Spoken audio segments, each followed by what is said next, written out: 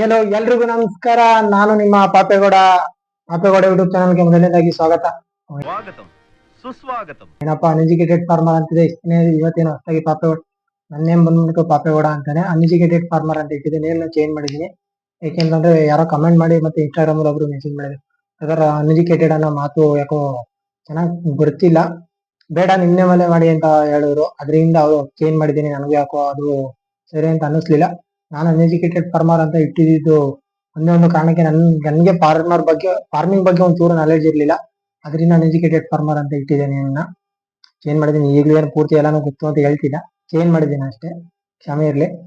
ಪ್ರತಿದಿನ ಪ್ರತಿನಿತ್ಯ ಒಂದೊಂದು ವಿಡಿಯೋ ಅಪ್ಲೋಡ್ ಮಾಡ್ತಾನೆ ಇರ್ತೀನಿ ಸೇಲ್ಸ್ ವಿಡಿಯೋ ಬಗ್ಗೆ. ಇವತ್ತು ಅಷ್ಟೇ ಸೇಲ್ಸ್ ವಿಡಿಯೋ ಬಂದಿರೋದು. ಇವತ್ತು ಬಂದ್ಬಿಟ್ಟು ನಾನು ಸೇಲ್ಸ್ ವಿಡಿಯೋದಲ್ಲಿ 2 ಪಡ್ಡೆಗಳನ್ನ ಸೇಲ್ ತಗೊಂಡ್ಬಂದಿದ್ದೀನಿ. ಮೊದಲನೇದಾಗಿ ಒಂದು ಆಲ್ ಬ್ಲಾಕ್ ಪಡ್ಡೆ, ಮತ್ತೆ ಇನ್ನೊಂದು ಬಂದ್ಬಿಟ್ಟು HF ಪಡ್ಡೆ. ಯಾರ್ಯಾರು ಫಾರ್ಮ್ಗೆ ಹುಡುಕ್ತಿದ್ದೀರಾ, ಈ ಪಡ್ಡೆಗಳನ್ನ ತಗೊಳ್ಳಿ. ಇದು ಬಂದ್ಬಿಟ್ಟು ಲೊಕೇಶನ್ ಏನೋ ಪ್ರೈಸ್ ಡೀಟೇಲ್ಸ್ ಏನೋ ಕೊಡ್ತೀನಿ. ಮತ್ತೆ ಈ ಪಡ್ಡೆಗಳು ಬಂದ್ಬಿಟ್ಟು ಇರೋದು ಎಲ್ಲಿ ಅಂತ ಲೊಕೇಶನ್ ನಾನು ಹೇಳ್ತೀನಿ. ಮತ್ತೆ ಹಸುಗಳನ್ನ ಆಲ್ಮೋಸ್ಟ್ ಅಲ್ಲೂ ತಗೊಳ್ಳೋದು ನಾನು ಸ್ವಲ್ಪ ಕಮ್ಮಿ ಮಾಡಿ, ಯಾಕಂತಂದ್ರೆ ನಿಮ್ಮ ಹತ್ರನೇ ಬ್ರೀಡ್ ನ ಡೆವಲಪ್ ಮಾಡಿ ಅಂತ ಹೇಳಕ್ ಇಷ್ಟಪಡ್ತೀನಿ. ಯಾಕಂತಂದ್ರೆ ಒಂದು ಹಸು ಕಾಸ್ಟ್ ಬಂದ್ಬಿಟ್ಟು ಹತ್ರ 1 ಲಕ್ಷ 2 ಲಕ್ಷ ಆ ರೀತಿ 1 ಲಕ್ಷದ ಮೇಲೆ ಇದೆ. ನೀವು 10 ಲೀಟರ್ ಹಸುನ ತಗೋತೀನಿ ಅಂತಂದ್ರು ಆದಷ್ಟು ಹಸುಗಳನ್ನ ಬೈ ಮಾಡೋದನ್ನ ನಿಲ್ಸಿ, ನಿಮ್ಮ ಹತ್ರನೇ ಇರುವಂತ ಹಸುಗಳಿಗೆ ಸೆಮೆನ್ಗಳನ್ನ ಯೂಸ್ ಮಾಡಿ ಒಳ್ಳೊಳ್ಳೆ ಕರುಗಳನ್ನ. ಇವತ್ತಿನಂತೂ ಕರ್ನಾಟಕದಲ್ಲಿ ಬಿಟ್ಬಿಟ್ಟು ಬೇರೆ ಸ್ಟೇಟ್ ಅಲ್ಲಂತೂ ತುಂಬಾ ಡೆವಲಪ್ ಆಗ್ತಿದೆ ABS ಅನ್ನುವಂಥದ್ದು.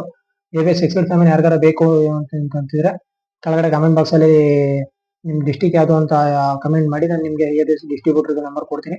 ಅದರಿಂದ ನೀವು ನಿಮ್ಮ ಹಸುಗಳಿಗೆ ABS ಹಾಸ್ಕೊಂಡು ಒಳ್ಳೊಳ್ಳೆ ಹೆಣ್ಗರುಗಳನ್ನ ತಗೋಬೋದಾಗಿರುತ್ತೆ. ಯಾಕಂತಂದ್ರೆ ಒಂದು ಇದರಿಂದ ಬ್ರೀಡ್ ಡೆವಲಪ್ ಆಗುತ್ತೆ, ಮತ್ತೆ ಇನ್ನೊಂದು ಗಂಡ್ಕರುಗಳು ಹುಟ್ಟೋದನ್ನ ತಪ್ಪಿಸ್ಬೋದಾಗಿರುತ್ತೆ.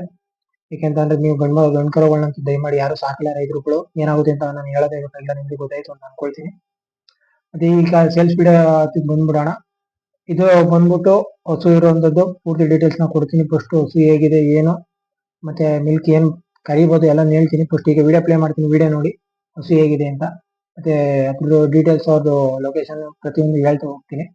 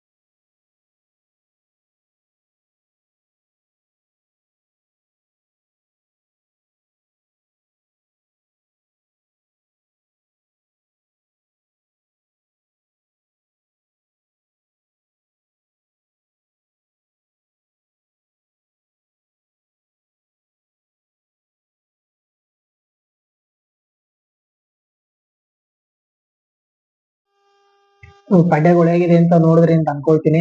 ತುಂಬಾ ಚೆನ್ನಾಗಿದೆ ಪಡ್ಡೆಗಳು, ಸ್ವಲ್ಪ ಮೇಂಟೆನೆನ್ಸ್ ತುಂಬಾ ಚೆನ್ನಾಗಿದೆ. ಆಲ್ ಬ್ಲಾಕ್ ಒಂದ್ ಸ್ವಲ್ಪ ಮೇಂಟೆನೆನ್ಸ್ ಕಮ್ಮಿ ಅಂತ ನನ್ಗನ್ನಿಸ್ತು ವಿಡಿಯೋ ನೋಡಿದ್ಮೇಲೆ. ವಿಡಿಯೋದಲ್ಲಿ ನೋಡಿರ್ಬೋದು. ಮತ್ತೆ ಆಲ್ಮೋಸ್ಟ್ ಆಲ್ ದಯಮಾಡಿ ಯಾರೇ ಹಸು ಪರ್ಚೇಸ್ ಮಾಡಿದ್ರು ಅಷ್ಟೇ ಸ್ಪಾಟ್ಗೆ ಹೋಗಿ ವಿಸಿಟ್ ಮಾಡಿ ಹಸುಗಳನ್ನ ನೋಡಿ ಹಸುಗಳನ್ನ ಬೈ ಮಾಡಿ. ನಾನು ಇನ್ನೊಂದು ಹೇಳಕ್ ಇಷ್ಟಪಡ್ತೀನಿ. ಓಕೆ, ಈ ಫಸ್ಟ್ ಮೊದಲನೇ ಸೂಲು ಏನಂತೀವಿ ಈಗ, ಫಸ್ಟ್ ಲ್ಯಾಕ್ಟೇಷನ್ ಅಂದ್ರೆ ಮೊದಲನೇ ಸಲ ಕರು ಆಗ್ತಿರುತ್ತೆ, ಅದು ಓಕೆ. 2ನೇ ಸಲ 3ನೇ ಸಲ ಕರು ಆಗ್ತಿರೋದು ಇಟ್ಕೊತೀನಿ ಅಂದ್ರೆ ದಯಮಾಡಿ ಯಾರೇ ಆದ್ರೂ ಅಷ್ಟೇ ಹಸು ಕರು ಹಾಕಿರುವಂತದ್ನೇ ಇಟ್ಕೊಳ್ಳಿ.